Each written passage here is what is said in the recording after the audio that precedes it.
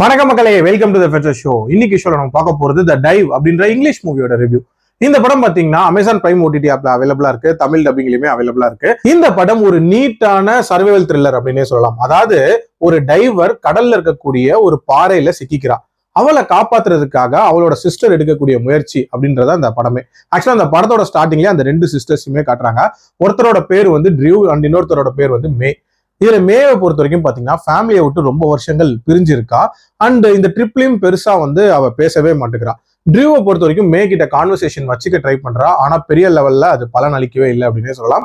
ஒரு கட்டத்துல இவங்க ரெண்டு பேரும் வந்து ஒரு ரிமோட்டான பிளேஸ்ல இருக்கக்கூடிய கடல் பகுதியில வந்து சீ டைவிங் பண்ணலாம் அப்படின்ற மாதிரி முடிவெடுக்கிறாங்க. அந்த பகுதியை ஒட்டி வந்து நிறைய மலைகள் அப்படின்றதுமே இருக்கு. அந்த டைம்ல தான் எதிர்பாராம ஒரு நிலச்சரிவு ஏற்படுது. அதன் விளைவு ஒரு பாறையில வந்து நம்ம மே வந்து சிக்கிக்கிறா. மேவை எப்படியாவது காப்பாத்தியே ஆகணும் அப்படின்றதுக்காக ட்ரியூ எடுக்கக்கூடிய முயற்சிகள் என்னென்ன, அந்த முயற்சிகள் கை குடிச்சா டுவர்ட்ஸ் எண்ட் காப்பாத்தினாலா இல்லையா அப்படின்றத அந்த படத்தோட கதை.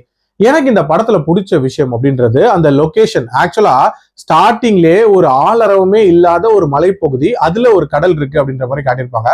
சோ இங்க இந்த சம்பவம் நடந்தா இவங்களுக்கு ஹெல்ப் கிடைக்க சான்ஸே இல்லை அப்படின்ற மாதிரியான ஒரு சிச்சுவேஷனை கிரியேட் பண்ணிடுறாங்க. சோ அதுக்கப்புறம் அந்த சம்பவம் நடக்கிற மாதிரி காட்டுறாங்க. அது நடந்ததுக்கு அப்புறமாட்டு அந்த ட்ரியூ எடுக்கக்கூடிய முயற்சிகள், அதாவது எப்படியாவது தன்னோட அக்காவை காப்பாற்றணும்னு முயற்சி பண்றா. ஆனா மேல வந்து பார்த்தா அவளோட பிளான் படி எதுவுமே நடக்கவே நடக்காது. கார் டிக்கே ஓபன் பண்ண ட்ரை பண்றா, ஓபன் பண்ண முடியாது.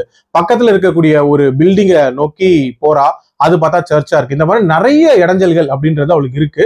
ஸோ அதெல்லாம் மீறி எப்படி காப்பாத்துறா அப்படின்ற மாதிரி அந்த சேலஞ்சஸ் ரொம்ப நீட்டாவே காட்டியிருப்பாங்க. ஆல்சோ இதுல அந்த டைவிங் சீன்ஸா இருக்கட்டும், அதே மாதிரி உள்ளுக்குள்ள ஆசுவாசப்படுத்திக்கிறதுக்காக ஒரு பகுதி இருக்கும். அதாவது மாஸ்கே இல்லாம சுவாசிக்கலான்ட்டு அந்த பகுதியை காட்சிப்படுத்தின விதமா இருக்கட்டும், அது எல்லாமே ரொம்ப ரொம்ப நீட்டா இருந்துச்சு. அண்ட் டுவர்ட்ஸ் எண்ட் அந்த மாஸ்டர் பிளான் பண்ணி காப்பாத்துற அந்த ஐடியா அப்படின்றதுமே நல்லா யோசிச்சிருக்காங்க. அண்ட் கிளைமேக்ஸ்லயுமே ஒரு மாதிரி எமோஷனலா அந்த சிஸ்டர் பாண்டிங்கை வெளிப்படுத்துற மாதிரியான சில காட்சிகளோட முடிச்சிருப்பாங்க. ஓவரால் நல்ல விறுவிறுப்பா போன ஒரு படம் தான். பட் இருந்தாலும் இந்த படத்துல சில பிரச்சனைகள் அப்படின்றது இருக்கு. உதாரணத்துக்கு அந்த இனிஷியலா அந்த ஃபேமிலி ரிலேட்டட் இஷ்யூஸை இன்னும் கொஞ்சம் டீடைல்டா காட்டியிருக்கலாம். சோ தட் இன்னுமே நமக்கு எமோஷனலான ஃபீல் அப்படின்றது நல்லா வந்திருக்கும். அண்ட் மல்டிபிள் டைம்ஸ் உள்ள போயிட்டு வெளியே வருது அப்படின்ற மாதிரியான அந்த சீக்வன்சஸ் கொஞ்சம் லெங்தியா இருந்த மாதிரி இருந்துச்சு. மற்றபடி இந்த படம் ஒரு தரமான படம்.